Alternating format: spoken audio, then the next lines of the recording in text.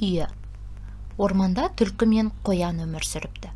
Түлкінің үйшігі мұздан, ал қоянның үйі ағаштан болыпты. Көктем келіп, күн жылынғанда түлкінің үйшігі әрине бірден еріп кетті.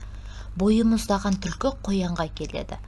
«Қоян, қоян, мені кіргізші, жылынып алайын».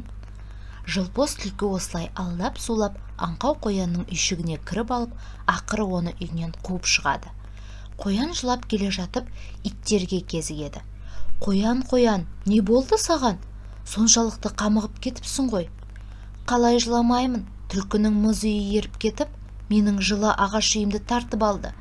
Енді міне баспанасыз тентіреп жүргенім». «Жылама, біз ол оңбағанда қазір-ақ қуып шығамыз». Иттер жиналып қоянның үйіне келеді. «Аф, аф, аф, ай түлкі, шық қане, босат қоянның баспанасын». «Аха, шықсам шығайын, бірақ мен далаға шықсам, сендерге жақсы болмайды ғой. Барлығыңды быт-шыт қыламын», деді түлкі қорқытып. Иттердің үрейі ұшып кетті. Басы аманда қашып құтылды ойлап, тайып тұрады. «Үйі жоқтың күйі жоқ» деген қоян қаңғи-қаңғи шаршап, тағы да жылай бастайды. Алдынан аю шығады. «Қоян-ау, не болды? Сонша неге жылайсың?» «Жыламағанда қайтемін? Түлкінің мұз үйі еріп кетіп, менің жыл ағаш үйімді тартып алды».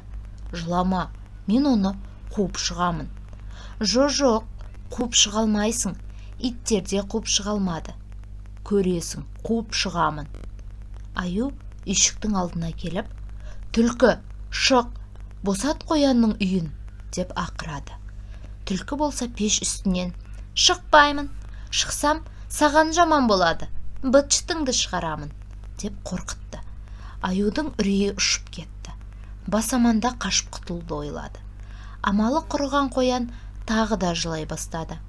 Қараса, жанынан алтын айдарлы әтеш өтіп барады. Қолында күмістей жарқыраған шалғысы бар. «Қоян, қоян, неге жылап отырсың?» деп сұрады. «Жыламай қайтейін? Түлкінің мұз үйі еріп кетіп, менің жылы ағаш үйімді тартып алды». «Жылама, мен оны қазір қуып шығамын». «Жоқ, қуып шыға алмайсың. Иттер қуды қуа алмады, аю қуды қуа алмады, сен де қуа алмайсың». «Жүр, көрерсің, қуамын».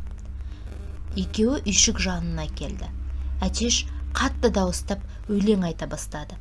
«Шөп шабамын, шөп шабамын, түлкіні іздеп табамын. Қоянның үйінен шықпаса, оны да шалғынша шабамын». Түлкі қорқып кетіп, «Киініп жатырмын», дейді. Әтеш қайтадан, «Шөп шабамын, түлкіні іздеп табамын. Қоян үйінен шықпаса, оны да шалғынша шабамын», деп қайтадан әндете бастайды. Түлкі сасқалақтап, «Қазір, тонымды киіп жатырмын», дейді. Әтеш әнін 3-ші рет қайталай бастайды. Түлкінің зәресі ұшып кетеді. Аман сауында зыта жөнеледі. Сөйтіп, қоян ержүрек Әтештің көмегімен қайтадан өз үйінде тұра бастайды.